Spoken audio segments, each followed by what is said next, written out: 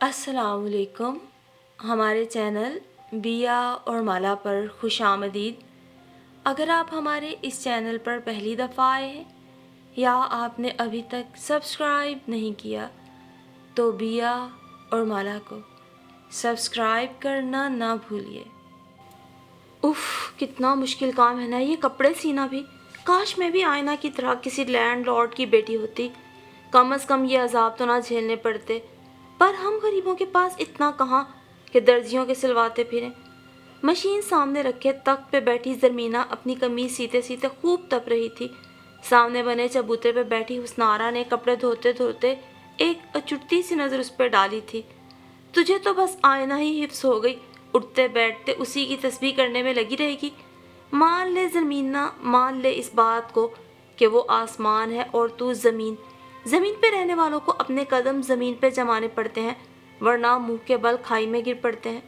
सच कहती हूँ, कुछ तौर तरीके सीख ले, यही तेरे काम आएगा। ज़रा सी सलाई करते तेरी जान जाती है, चूल्हा झोंकते तेरी जान जाती है। आखिर तू करेगी क्या? अगर मिल गया ना कोई खर दिमाग कल को, तो तेरी पकाई हंडिया तेरे मुंह पे ही दे मारेगा। मर्द को चाहिए होती है सलीकामंद बीवी, तेरे जैसी फूहड़ नहीं। भूल जा आईना को और छोड़ दे अपनी ये लापरवाहियाँ, वरना बहुत ठोकरें खाएगी। इस हुस्न को ही नहीं चाटेगा कोई, गुण भी देखेगा तेरे। वो धुले हुए कपड़ों की बाल्टी उठाकर अलगनी की तरफ आते हुए बोली तो वो कमीज छोड़ के दोनों हाथ कमर पर रख के खड़ी हो गई। आप खुद जो बदसूरत हैं, इसीलिए अपनी भतीजी के हुस्न से खाइफ रहती हैं, जबकि आज के दौर में हुस्न और पैसा ही सब कुछ है फुप्पो, वरना आपको भी कोई जैसे तैसे ब्याह कर ले ही जाता। आज आप किसी लैंडलॉर्ड की बेटी होती तो कोई आपकी इस बदसूरत शक्ल को भी अपना ही लेता। पैसा ना हो तो कम से कम सूरत हो बंदे के पास, पर आपके पास तो दोनों चीज़ें ही नापैद हैं। तभी तो भाई की दहलीज पे पड़ी बूढ़ी हो रही हैं। वो गुस्से में ओल फोल बकती हुई धड़ धड़ मशीन चलाने लगी, जैसे सारा कसूर इसी मशीन का हो, और तार पे कपड़े डालते हुस्नारा के काले भद्दे हाथ यकदम रुके थे। हाँ, हूँ मैं काली भद्दी बदसूरत ठिगनी, ये मेरा नसीब है और मैंने इसे नसीब समझ के कबूल कर लिया है। मगर याद रख ज़रमीना, अपने नसीब की तख्ती पे कोई मनपसंद ज़िंदगी नहीं लिख सकता। मिलता वही है जो नसीब में पहले से लिखा जा चुका होता है। तू हीरे की कान में भी कूद जा, अगर हीरे तेरे नसीब में नहीं हैं तो तू खाली हाथ ही लौटेगी। खुश वही रहता है ज़रमीना जो अपने हाल में मस्त रहता है, दूसरों की तरफ देखने वाले लोग तही दावा ही रह जाते हैं। उसने कपड़े की खाली बाल्टी उठा के एक कोने में रखी और अंदर की तरफ बढ़ गई। ज़रमीना तन फन करती उसके पीछे पीछे आई थी। नबीला खातून अपने पलंग पे बैठी तस्बीह के दाने गिरा रही थी और वो उनके सामने धम से जा बैठी। अम्मा देख लें आप फुप्पो को, मुझे इतनी खौफनाक खौफनाक बददुआएं दे रही हैं, कितना जलती हैं मेरे हुस्न से। ये तो चाहती यही हैं कि मैं भी हमेशा इनकी तरह इसी दहलीज पे पड़ी बूढ़ी हो जाऊं, या फिर कोई फ़कीर मुझे ब्याह के ले जाए ताकि मैं भी हमेशा के लिए इनकी तरह बेमुराद रह जाऊं। वो उनकी गोद में सर रख के धुआंधार रोने लगी। अरे कमबख्त नामुराद, क्यों मेरी बच्ची पे काले नसीबों का साया डालती है? मेरी फूल सी बच्ची ने क्या बिगाड़ा है तेरा, जो सारा दिन इसे कोसने और बददुआएं देने में लगी रहती है? कमबख्त मनहूस, सारी उम्र इसी दर पे पड़ी रहेगी, ना कोई कबूलेगा इस मनहूस को, ना हमारी जान छुटेगी। माँ बाप खुद तो मर खप गए और इसे हमारे सीनों पे मूंग दलने के लिए छोड़ गए। उन्होंने उसकी ज़ात पे खूब निश्तर चलाए और गोद में रखे ज़मीना के सर पे हाथ फेरने लगी।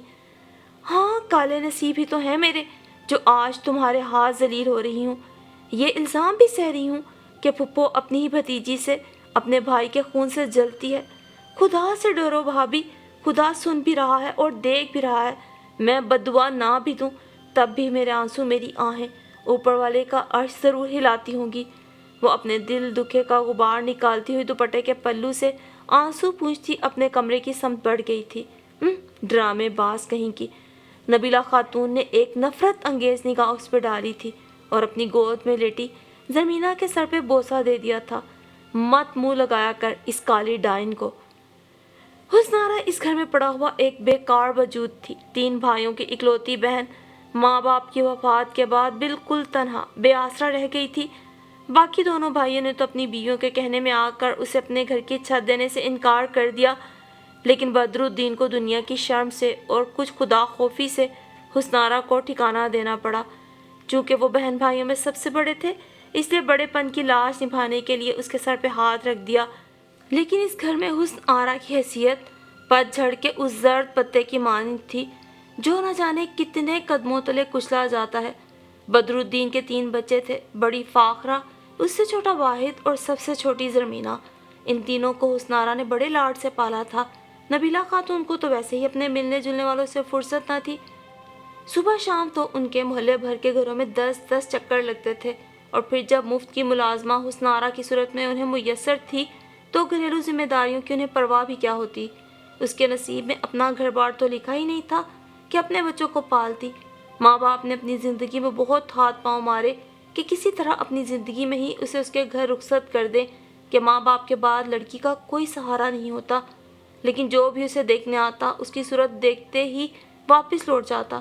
کالی رنگت، بھدے نقوش، اونچے لمبے دانت، بے ڈول وجود اور بونے سے قد کی حسن آرا سب کے لیے ایک ناپسندیدہ ہستی بن چکی تھی۔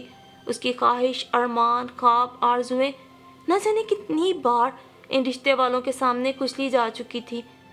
اس کی آنکھوں میں بھی کتنے خوبصورت خواب پلتے ہیں، اور وہ بار بار اپنے ان خوابوں کی کرچیوں کو اپنی نم آنکھوں سے چن کر اپنے آنسوؤں سے لہو نچوڑ کر پھر سے تازہ دم ہو جاتی۔ وقت اسی طرح گزرتا چلا گیا، دبے پاؤں، چپ چاپ، ہر گزرتے پل کے ساتھ اس کی روح کو ایک نیا گھاؤ دیتا۔ اور پھر حسن آرا نے یہ گھاؤ سہنے کا فن سیکھ لیا۔ وہ ہر زخم لگنے کے بعد خود ہی روح سے سکون کا مرہم کھینچ کے نکالتی اور اپنے کٹے پھٹے ہوئے رستے خوابوں پہ رکھ دیتی۔ ماں باپ کا سہارا چھن جانے کے بعد بدرالدین بھی کئی بار کوشش کر چکے تھے کہ اس کا گھر بس جائے، لیکن شاید گھر بسنا اس کے نصیب میں ہی نہیں تھا۔ سو بدرالدین نے بھی تنگ آ کر تمام کوششیں ختم کر دیں۔ اب اس کی زندگی کا محور بھائی بھابھی کے بچے تھے جنہیں وہ اپنی سگی اولاد کی طرح پال رہی تھی۔ بدرالدین نے صاف لفظوں میں سے بابر کروا دیا تھا کہ وہ اپنا خرچہ خود اٹھائے۔ میں اتنے لوگوں کو نہیں پال سکتا، ہاں صرف پیٹ بھرنے کے لیے 2 وقت کا کھانا مل جائے گا۔ اور وہ بد نصیب حسن آرا چپ چاپ ان کا حکم مانتی چلی گئی، لوگوں کے کپڑے سی کر اپنی ضروریات پوری کرنے لگی۔ اس کے ہاتھ میں اس قدر صفائی تھی کہ لوگ دور دور سے اس کے پاس کپڑے سلوانے آیا کرتے۔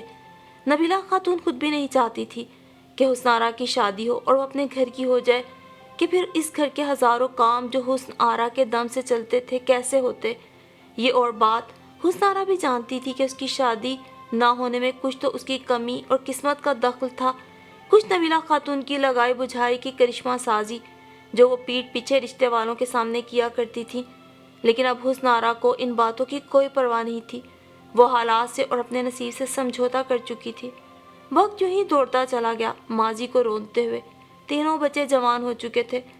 فاخرہ کی میٹرک کرتے ہی بدرالدین نے شادی کر دی اور وہ اپنے گھر میں خوش تھی۔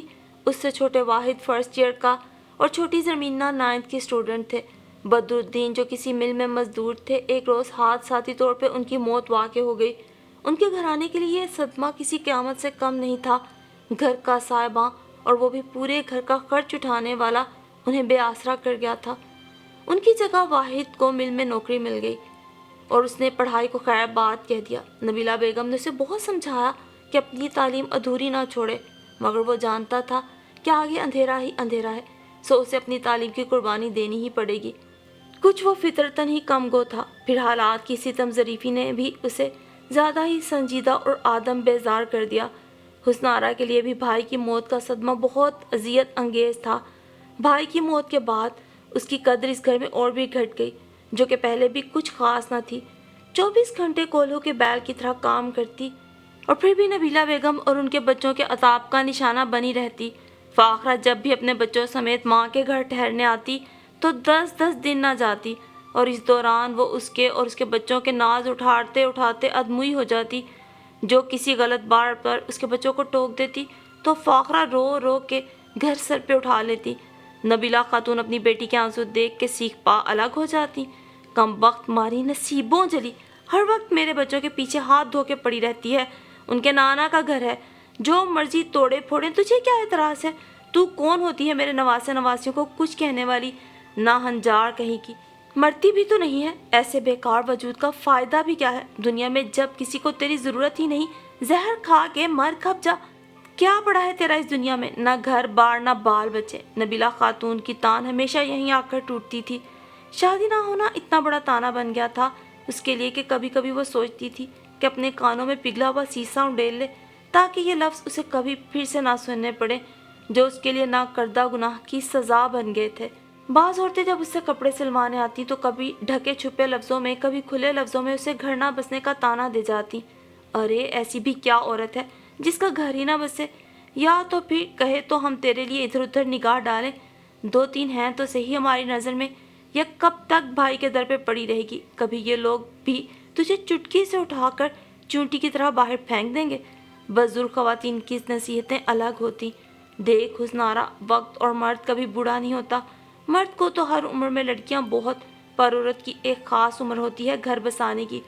عمر کا بہترین حصہ کھونے کے بعد اسے کوئی پوچھتا بھی نہیں۔ میری ماں تو خود ہی اپنے لیے کوئی بر تلاش کر لے، ورنہ ساری عمر جلتی رہ اس جہنم میں، نہ کوئی تیرے بارے میں سوچے گا نہ تیرا گھر بسے گا۔ اسی طرح کے نہ جانے کتنے دل شکن اور اذیت آمیز جملے وہ سنتی اور چپ چاپ تنہائی میں پڑی ان جملوں کی باز گشت سے اپنے من کو جلاتی رہتی۔ اس کی بہترین عمر تو کب کی گزر چکی تھی۔ اس کے وجود نے عمر رسیدگی کی چادر اوڑھ لی تھی۔ وہ ہمیشہ خزاں کے زیر سایہ رہی تھی۔ رب بھی اس کے وجود پر، اس کی روح پر، اس کے احساسات پر خزاں نے اپنے پر پھیلا رکھے تھے۔ اپنی ہم عمر لڑکیوں کو جب وہ اپنے اپنے گھروں میں اپنے میاں اور بچوں کے ساتھ خوش اور پرسکون دیکھتی تو ناکام حسرتوں کے ناک اس کے اندر ڈنگ مارنے لگتے اور وہ سسکاری بھر کے رہ جاتی۔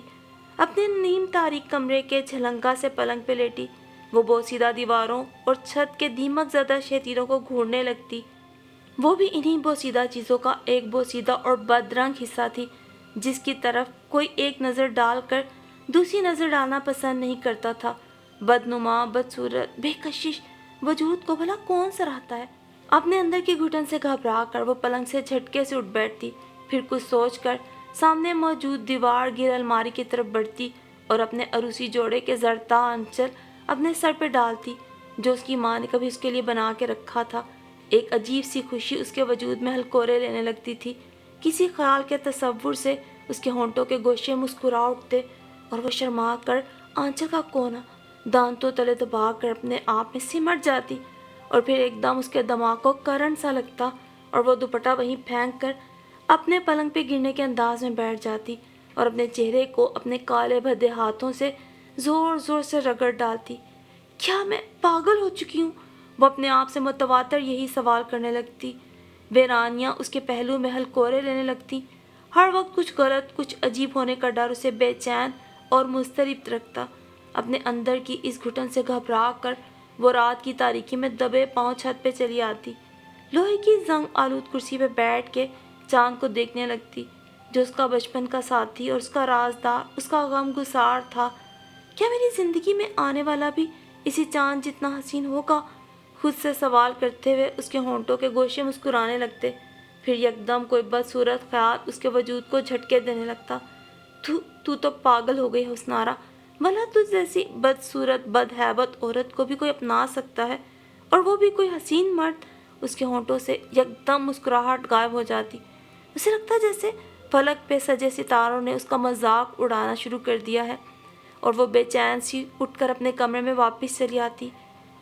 انہی دنوں پچھلے محلے کی ایک خاتون نے اس کے پاس آنا شروع کیا۔ وہ پہلی بار اس سے کپڑے سلوانے آئی تھی۔ اپنے محلے میں سب انہیں ادیبہ خالہ کے نام سے پکارتے تھے۔ کافی ملنسار اور منکسر المزاج بامروت خاتون تھی۔ حسنارا نے ان کی شہرت کافی سنی تھی، مگر آج دیکھا پہلی بار تھا۔ پہلی ہی نظر میں وہ اسے اچھی لگنے لگیں۔ ان کی بول چال میں کافی سلیقہ تھا۔ آہستہ آہستہ حسنارا ان کی دیگر خوبیوں سے بھی واقف ہو گئی۔ وہ کبھی کسی کی پیٹھ پیچھے اس کی برائی نہیں کرتی تھی، نہ ہی کسی کی ذات کو تنقید کا نشانہ بناتی، نہ کبھی اس کے گھر نہ بسنے کا سبب دریافت کرنے کی کوشش کرتی۔ اپنے کام سے آتی، کچھ اپنی گھریلو مصروفیات کا ذکر کرتی، کچھ اپنے بچوں کا، اور چلی جاتی۔ ایک روز چلتے چلتے انہوں نے حسنارا کو اپنے گھر آنے کی دعوت دے ڈالی۔ حسنارا، تو مجھے اپنی بیٹیوں جیسی لگتی ہے، میرے گھر ضرور آنا، بیٹی سمجھ کے کہہ رہی ہوں، انکار مت کرنا۔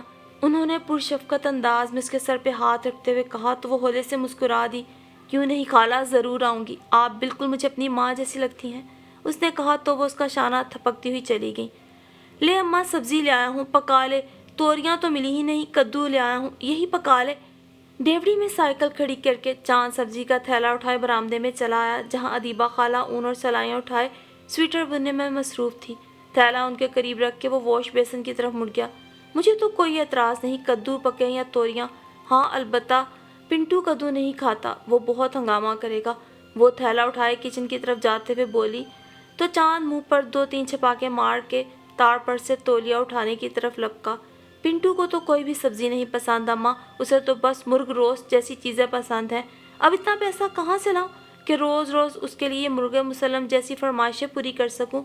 वो टॉवल दोबारा ताड़ पर डालकर अंदर की तरफ बढ़ गया, जहाँ 11 साला पिंटू अपनी खिलौना गाड़ी से खेलने में मगन था। उसे देख कर चारपाई पे उसके पास आ बैठा। मामू मेरे लिए नान कबाब और पेप्सी नहीं लाए? जाए, मैं आपसे नहीं बोलता, आप बहुत गंदे हैं। वो मुंह बसोड़ के रुख फेर के बैठ गया। यार वो क्या है कि आज बिजली का बिल भरना था, डेट गुजर जाने की वजह से जुर्माना भी भरना पड़ा, इसलिए नहीं ला सका। इंशाल्लाह अगले हफ्ते तक पैसे जोड़ के तुझे नान कबाब भी ला दूंगा और पेप्सी भी। उसने पिंटू के नाजुक शानों पर हल्का सा दबाव डालते हुए कहा तो वो नाराज़ होकर सामने चारपाई से उतर के टेबल पे बैठ गया। आप हमेशा ऐसे ही बहाने बनाते हो, जाए मेरे लिए अभी जाकर लाएं, वरना मैं कुछ नहीं खाऊंगा, उसने धमकियां मेज लहजे में कहा और फिर से अपनी खिलौना गाड़ी से खेलने लगा। चांद उसे मनाने का कोई अनोखा तरीका सोचने लगा था। सलाम खाला, किचन के दरवाजे पे खड़े होकर हुस्नारा ने अंदर झांका, जहां अदीबा खाला कद्दू छीलने में मसरूफ़ थी। वालेकुम सलाम, आजा हुस्नारा, शुक्र है तू आई तो सही मेरी चौखट पे। उनके लहजे में खुशी थी। खाला ये हलीम बनाया था, मैंने सोचा आपके लिए भी ले चलूं। उसने हलीम का डोंगा उनकी तरफ बढ़ाते हुए कहा तो उन्होंने हंसते हुए डोंगा पकड़ लिया। इस तकल्लुफ़ की क्या ज़रूरत थी हुस्नारा, वैसे हलीम मेरे चांद को बहुत पसंद है, तू आना इधर बैठ। वो उसे लेकर किचन से मुल्हका कमरे की तरफ चली गई। तू इधर बैठ, मैं ज़रा हंडिया चढ़ा के अभी आती हूँ। वो झपाक से बाहर निकल गई, जबकि हुस्नारा पलंग पे बैठी कमरे का नाकदाना जायज़ा लेने लगी। गो के कमरे में बहुत कीमती चीज़ें नहीं थी, फिर भी सादगी का मुकम्मल नमूना। थोड़ी देर बाद चांद कमरे की चौखट पे आया था। अम्मा मेरे कपड़े। वो भी अंदर कदम रखने ही लगा था कि उसे देख के चौंक गया। हुस्नारा खुद में सिमट गई। उसे देखते ही वो उल्टे कदमों वापस लौट गया। ये इतना लंबा चौड़ा काला भजंग बदसूरत आदमी कौन है? सोच के परिंदे दूर दूर प्रवास करने लगे थे। कुछ देर बाद अदीबा खाला अपने गीले हाथ पहुँचती अंदर दाखिल हुई थी। माफ़ करना बेटा, हंडिया चढ़ाने में देर हो गई। तुझे तो पता है अकेली करने वाली हूँ, 3 बेटियाँ थी, तीनों अपने घर की हो गई, सो अब मुझे ही सारे काम देखना पड़ते हैं। वो अपने उसी शफकत भरे अंदाज में बोली थी। खाला ये आदमी कौन था? काफ़ी देर ज़हन पर पलते हुए सवाल को वो ज़ुबान की नोक पे ले आई। ये मेरा बेटा चांद है। नाम तो इसका अब्दुल समद है, पर जब पैदा हुआ बिल्कुल चांद लगा करता था, बहुत प्यारा गोल मटोल सा, तो मैं इसको चांद चांद कहा करती। उनके लहजे में बेटे के लिए इतना प्यार था कि वो हैरतों के समंदर में गोता जन होने लगी। वो अपने इतने बदसूरत बेटे को चांद के मुशाबा करार दे रही थी, लेकिन फिर हुस्नारा ने खुद को बावर कराया कि मामदा ऐसी ही होती है कि माएँ अपने बदसूरत तरीन बच्चे को भी मुकाबला हुस्न में ले जाने को तैयार हो जाती हैं। और वो सोच रही थी कि शायद उसकी माँ ने भी उसका नाम हुस्नारा इसलिए रखा होगा कि उसे अपनी बेटी सबसे हसीन लगती होगी, वरना वो तो सिर्फ नाम की हुस्नारा थी, हुस्न तो उसमें नापैद ही था। बातों बातों में वो भी अपने मियाँ बच्चों ससुराल वालों मैके वालों का जिक्र निकालती गई। उनके मियाँ अब्दुल वहाब मुंशी गिरी करते थे। उनकी वफ़ात के बाद चांद ने यह काम संभाल लिया। तंगदस्ती के बावजूद उसने 3 बहनों की शादियाँ की। उनके घर बसाने के बाद इधर उधर से कुछ कर्ज भी पकड़ा था, जिसे चुकाने में उसे 3 साल लग गए। कर्ज उतरने के बाद अदीबा खाला को बेटे के सर पे सेहरा सजाने की सूझी कि वो भी बेटियों के जाने के बाद तन्हाई का शिकार हो चुकी थी, सो घर में बहू लाकर खाली खाना पुर करना चाहती थी। लेकिन इस मकसद के तहत उन्होंने लड़कियों की तलाश शुरू की। लड़कियों वाले लड़का देखते ही पीछे हट जाते। चांद अव्वल दर्जे का बदसूरत मर्द, मोहल्ले के अक्सर शरारती बच्चों ने तो उसका नाम ही हबशी अंकल रखा हुआ था। स्याह रंग की तरह चमकता हुआ रंग, बदहैयत नकूश, चिपटे पाँव, गर्ज ये कि वो पूरा का पूरा बदसूरती का शाहकार था। अब बताओ बेटी, मेरा बेटा कोई बदसूरत है? बस रंग थोड़ा दबता है, वरना कशिश तो बहुत है मेरे चांद में। बेटे के जिक्र पे अदीबा खाला की आंखें चमकने लगी थी। वो किसी भी तरह अपने बेटे को बदसूरत मानने पर तैयार न थी। नानो, ये काली आंटी कौन है? अभी वो दोनों बातों में मसरूफ थी कि कमरे में दाखिल होते पिंटू ने उसे देखते ही पूछा। वो शर्मिंदगी के मारे अपने आप में सिमट गई। हट बदतमीज, تمیز نہیں تجھے بڑوں کے بارے میں ایسے کہتے ہیں؟ چل نکل باہر۔ انہوں نے اس کی بدتمیزی پہ سے خوب جھاڑ پلائی۔ معاف کرنا بیٹی، ہمارے بیجار لاڈ پیار نے اسے بگاڑ کے رکھ دیا ہے۔ دراصل میری ایک بیٹی کا شوہر ذرا نکھٹو ہے۔ پہلے وہ 5 بچوں کو پال رہی ہے، لوگوں کے کپڑے سی سی کے گزارا کرتی ہے، اس لیے اپنے اس چھوٹے سپوت کو میری گود میں ڈال دیا کہ 6 بچوں کو پالنا اس کے لیے عذاب ہو رہا تھا۔ بلکہ یہ پٹی ہی اسے میں نے پڑھائی تھی کہ وہ ایک بچہ میرے پاس چھوڑ دے، کم از کم یہاں اس کی ضروریات تو پوری ہوں گی۔ اور پھر پنگھوڑے سے لے کر اب تک یہ میرے پاس ہے، چاند کی تو جان ہے اس میں۔ اسی کے لاڈ پیار نے اسے بدتمیز اور بد زبان بنا دیا ہے۔ وہ صفائیاں دینے لگی تو حسنارا مزید شرمندہ ہونے لگی۔ ارے چھوڑے خالہ، بچے تو بچے ہوتے ہیں، انہیں کیا پتا وہ کیا کہہ رہے ہیں۔ اس نے بظاہر تو بات ٹالی، مگر اندر سے دل چاہ رہا تھا 2-4 تھپڑ اس بد تہذیب بچے کے منہ پہ دے مارے، یا پھر کوئی چیز مارے کہ اس کا سر پھاڑ دے۔ لیکن وہ تو اب عادی ہو چکی تھی اس طرح کے لفظ سننے کی، سو اب بھی خون کے گھونٹ پی کر اپنے گھر چلی آئی تھی۔ زربینہ کے لیے آج کل کسی دبئی پلٹ فیصل نامی لڑکے کا رشتہ آیا ہوا تھا۔ حسنارا کو اس کی قسمت پہ رشک سا آ رہا تھا۔ ان کی کٹیا نما گھر میں اتنے بڑے گھر کا رشتہ، زربینہ کے تو نصیب ہی جاگ اٹھے تھے۔ بڑے گھر کی چمک دمک نے نبیلہ خاتون کی آنکھیں چندھیا دی تھیں۔ انہیں ڈر تھا کہ کہیں یہ رشتہ ہاتھ سے ہی نہ نکل جائے، سو انہوں نے چٹ منگنی اور پٹ بیاہ کا فیصلہ کر لیا۔ لڑکے والے بھی جلد از جلد تمام معاملات نمٹانا چاہتے تھے، سو پلک جھپکتے میں ہی سارے انتظامات ہو گئے اور زرمینہ پیا گھر سدھار گئی۔ جاتے سمے اس نے جتاتی ہوئی نظر حسنارا پر ڈالی تھی، جس سے کہہ رہی دیکھ لیں پھپھو، آپ کی بات غلط ثابت ہوگی، میں آئینہ جیسا نصیب چرا کے لائی ہوں۔ حسنارا اس کی نظروں کی تاب نہ لا سکی اور پلکیں جھکا گئی۔ ادیبہ خاتون کے گھر اس کا آنا جانا اب زیادہ ہو گیا تھا، کیونکہ پہلے جو ہر وقت زرمینہ گھر میں چہکتی پھرتی تھی، کبھی لڑائی جھگڑا کرتی تو کبھی بلند و بات کہکے لگاتی، وہ کہکے اب کہیں نہیں تھے۔ وہ جھلے پیر کی بلی کی طرح کبھی چھت پہ ٹہلتی پھرتی تو کبھی نیچے دالان میں، مگر کہیں چین نہ آتا تھا۔ ایسے میں صرف ادیبہ خالہ کا وجود تھا جو اس کے سرد جمے ہوئے وجود کو احساسات فراہم کرتا تھا۔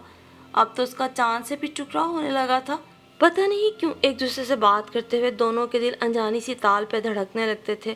وہ آنکھوں میں چمک اور ہونٹوں میں معنی خیز مسکراہٹ لیے کوئی سادہ سا جملہ بھی بولتا تو وہ شرم کے مارے دوپٹے کا کونا دانتوں میں دبائے سمٹ سی جاتی۔ ایک روز یوں ہی عام دنوں کی طرح وہ ادیبہ خالہ کے پاس تھوڑی دیر بیٹھ کر جانے کے لیے اٹھی۔ باہر صحن میں کرسی پہ وہ بیٹھا جیسے اسی کی راہ تک رہا تھا۔ اسے کمرے سے نکلتے دیکھ کر وہ جھٹ سے اٹھ کھڑا ہوا اور اسے بیرونی دروازے کی طرف جاتا دیکھ کر اس کے پیچھے آیا۔ سنو حسنارا، چاند نے اتنے مان بھرے لہجے میں کہا تھا کہ وہ پلٹ کر دیکھنے پہ مجبور ہو گئی تھی۔ نہ جانے اس کی آنکھوں میں ایسا کیا تھا کہ حسنارا پلکیں جھکا گئی۔ میں تم سے شادی کرنا چاہتا ہوں، بلا تمہید ہی اس نے اس کی سماعتوں پہ دھماکہ کیا۔ حسنارا حیرت سے ہونوکوں کی طرح اس کا منہ دیکھتی رہ گئی تھی۔ بھابھی اور زرمینہ تو کہتی تھی اسے کوئی بدصورت مرد بھی قبولے گا نہیں، لیکن وہ کیا سن رہی تھی؟ کیا کہہ رہے ہیں آپ؟ یہ آپ ہوش میں تو ہیں؟ وہ بہت تکلیف دہ انداز میں بولی تھی۔ چاند نے اپنے سینے میں رکا ہوا سانس بحال کیا اور اس کے چہرے پہ نگاہیں جما دی۔ ہاں میں ہوش میں ہوں۔ دیکھو حسنارا، ہر انسان حسن پرست ہوتا ہے، حسین چیزوں کو پسند کرتا ہے۔ تم نے بھی اپنے خوابوں میں کسی حسین ہم سفر کا تصور کیا ہوگا۔ خواب دیکھنا جرم نہیں ہے، یہ حق ہر انسان کا ہے کہ وہ اپنی مرضی کے خواب دیکھے۔ میں نے بھی اپنے لیے کسی حسین ہم سفر کا خواب دیکھا تھا، لیکن خواب تو خواب ہوتے ہیں حسنارا، یہ بہت خوبصورت ہوتے ہیں، بالکل سورج کی شعاؤں کی طرح، لیکن ان کی طرف دیکھنے سے نا آنکھیں چندھا جاتی ہیں اور ہم جلد ہی نظروں کا رخ موڑ لیتے ہیں۔ رخ موڑنا پڑتا ہے، سراب کو چھوڑ کر حقیقت میں پلٹنا پڑتا ہے، کیونکہ حقیقت ہی جینے کی بنیاد ہے۔ خواب گمراہ کرتے ہیں، جیسے میں گمراہ ہوتا رہا۔ میری ماں نے میرا گھر بسانے کی آس پہ آج تک بے گھر رکھا ہے۔ میں گھر بسانا چاہتا ہوں، اپنی تنہا زندگی میں رونقیں بھرنا چاہتا ہوں، اپنے بچوں کو اپنا سہارا بنتے دیکھنا چاہتا ہوں، لیکن یہ اسی صورت میں ممکن ہے جب تم میرا ساتھ دو۔ ہاں حسنارا، ہم دونوں کے دکھ ایک جیسے ہیں، ہم دونوں ایک دوسرے کے دکھ بانٹ لیں گے، ہم دونوں کو ہی ایک دوسرے کی طرف دیکھ کر احساس کمتری نہیں ہوگا۔ جیسے اندھیرا رات کی پہچان ہے، یہ ایک دوسرے کے لیے لازم و ملزوم ہے، اسی طرح ہم بھی ایک دوسرے کے لیے ایک وجود بنیں گے۔ یاد رکھو حسنارا، ہم دونوں ایک دوسرے کے بغیر تا عمر ادھورے رہیں گے، یہ قانون قدرت ہے۔ کہ مرد عورت کے بغیر ادھورا اور عورت مرد کے بغیر، اور ہم دونوں ایک دوسرے کو مکمل کریں گے۔ اپنی بات ختم کر کے اس نے حسنارا کی آنکھوں میں جھانکا تھا جہاں جانے کتنے طوفان مچل رہے تھے۔ میں تمہارے جواب کا انتظار کروں گا حسنارا، مجھے امید ہے کہ تم مجھے مایوس نہیں کرو گی، بہت امید بھرے لہجے میں کہتا وہ واپس پلٹ گیا اور وہ من بھر کے قدموں کا بوجھ اٹھاتی اپنی دہلیز تک آ گئی۔ وہ تمام رات حسنارا نے آنکھوں میں کاٹی تھی۔ فیصلہ تو بہرحال اسے ہی کرنا تھا اور فیصلہ کرنے میں وہ خود کو بہت کمزور محسوس کر رہی تھی۔ ایک اسی جیسا بدصورت مرد اس کے ساتھ کا خواہش مند تھا۔ اس نے ایک لمحے کو پلکیں موند کر سوچا کہ اگر چاند خوبصورت ہوتا تو کیا حسنارا کی ہمراہی کا سوچتا؟ جواب نفی میں ملا تھا، لیکن یہ بھی حقیقت تھی کہ اسے چاند کے علاوہ کوئی دوسرا بر مل بھی نہیں رہا تھا۔ وہ 40 کے ہندسے کو عبور کر چکی تھی اور یہ عمر ڈھلتی جوانی کی طرف واضح اشارہ ہوتا ہے۔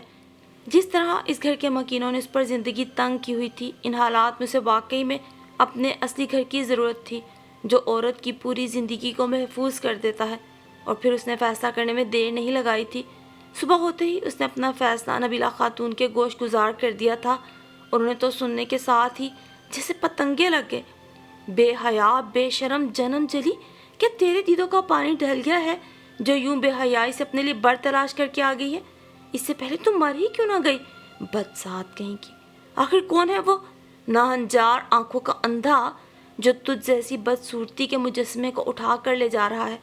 انہوں نے ہاتھ نچاتے ہوئے پوچھا۔ چاند، اس نے بہت سکون سے مختصراً کہا تھا۔ وہ حیرت سے اس کا منہ دیکھنے لگی۔ اچھا، وہ ادیبہ کا بیٹا، حبشی کی نسل کا۔